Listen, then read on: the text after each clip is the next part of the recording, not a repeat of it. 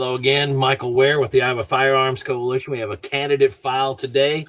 Representative Dan Gosa is kind enough to join us. He's representing House District 81 here in Iowa, and he's seeking re-election. I could ask him why he's crazy enough to want to do that, but let's get right down to it.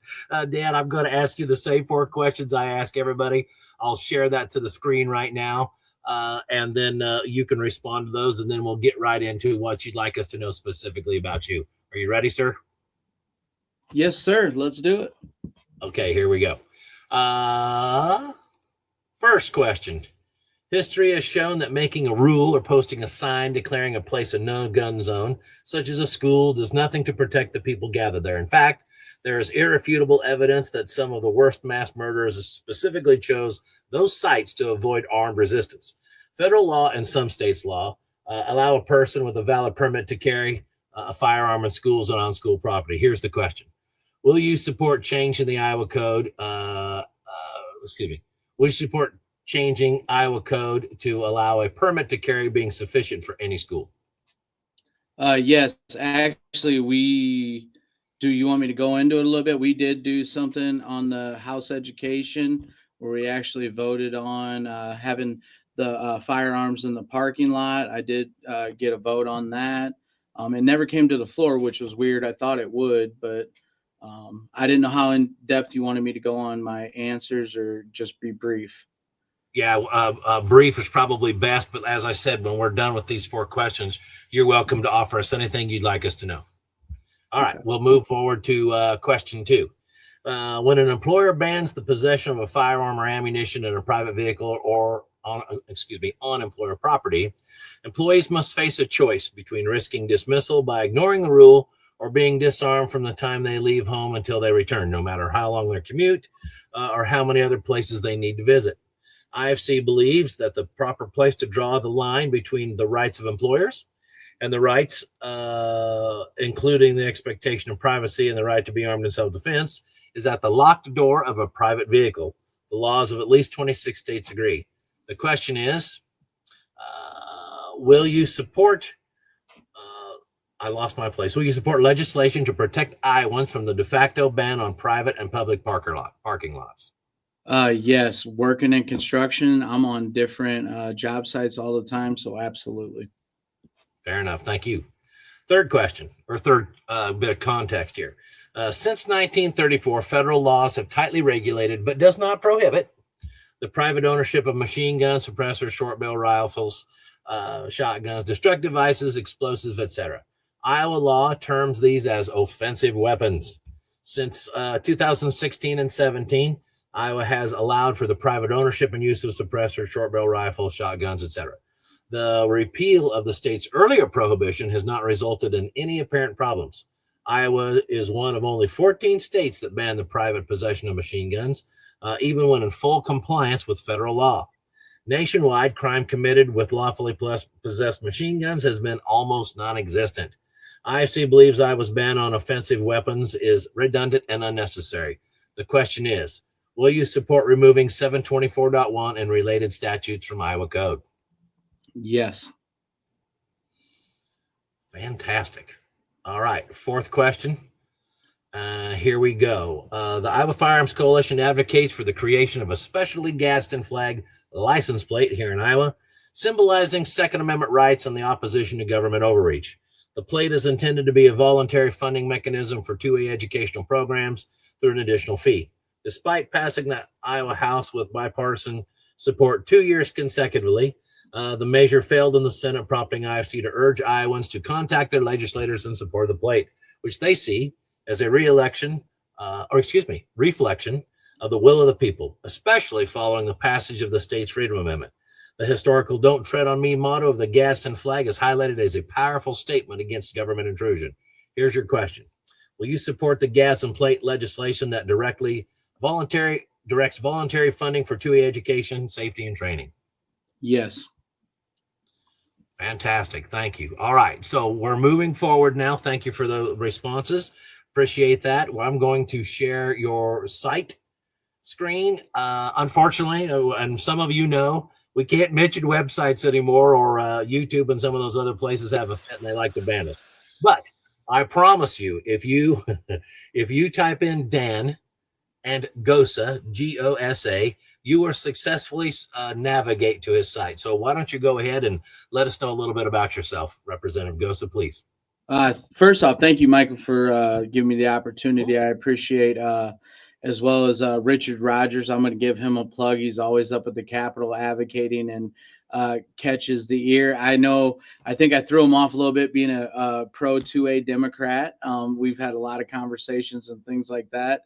I've worked with Representative Steve Holt in the House, as well as, having conversations with yourself and Billy Wilson. So I appreciate your guys' advocacy on a lot of these things, and a lot of them, your questions that you asked, like I said, we had in the education committee about having, firearms in vehicles in the parking lot.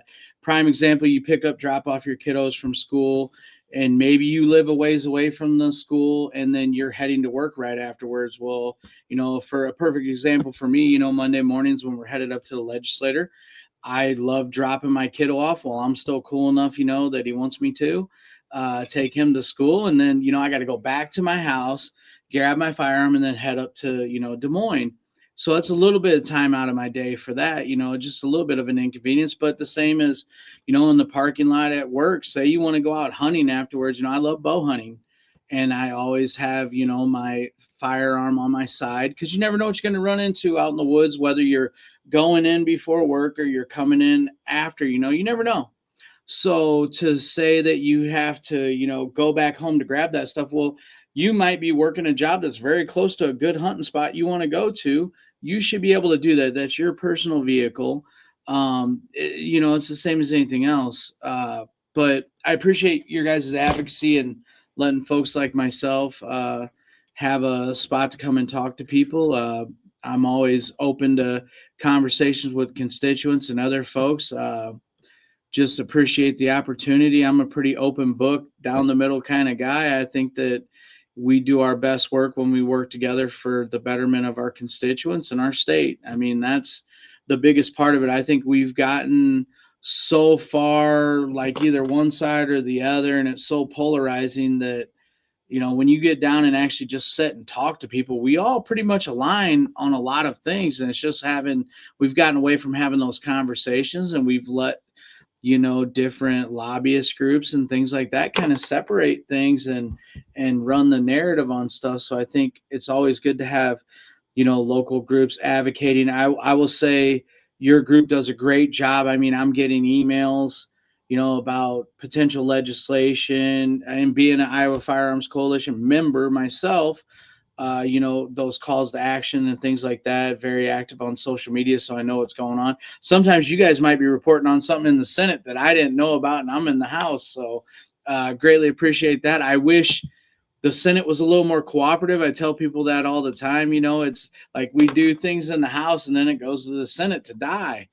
And it's like, man, you just wish that you find out towards the 11th hour when you've been up there, like this last session on the 35-hour, nonstop. And then you find out what stuff they really want to cram in, what the priorities are. And I feel like sometimes, elected officials, politicians, whatever, sometimes give empty promises. But certainly check my voting record. I'm right there. And I believe, you don't talk about it, be about it. That's a huge thing for me. And, if I'm not there, I expect people to call me, to the carpet for that and hold me accountable for that. Because again, I shouldn't be saying I'm going to be about something and stand for something when I don't vote that way. And I think that that's a disservice, and it's disingenuous to people, and it turns people off. So again, I greatly appreciate the opportunity, man. I could talk to you all day long. I had a great time when we did that first Wednesday Warrior. Was a good time, man. I love to hear different perspectives from people and how they think about things. And a lot of the times when we start talking, we're not far off from each other. It's just finding that common ground and then getting to where we need to be. So, like I said, I could talk forever, but I greatly appreciate the time. And if you got any other questions for me, I'm available. So. Well, here's what I'll be doing. This will go out over various social media streams, and it'll publish out. But what we'll also do is this will be published on IFC's site as a blog, and I can also link in the contact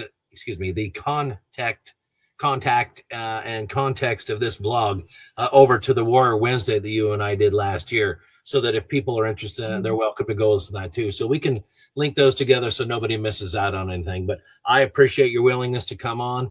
There are people out there that don't understand that there are pro-gun, if you will, Democrats left, because we haven't had a whole bunch of them for a while. I mean, in full context, in what was it, 2008 and 9, we had a build up to making shall issue from may issue.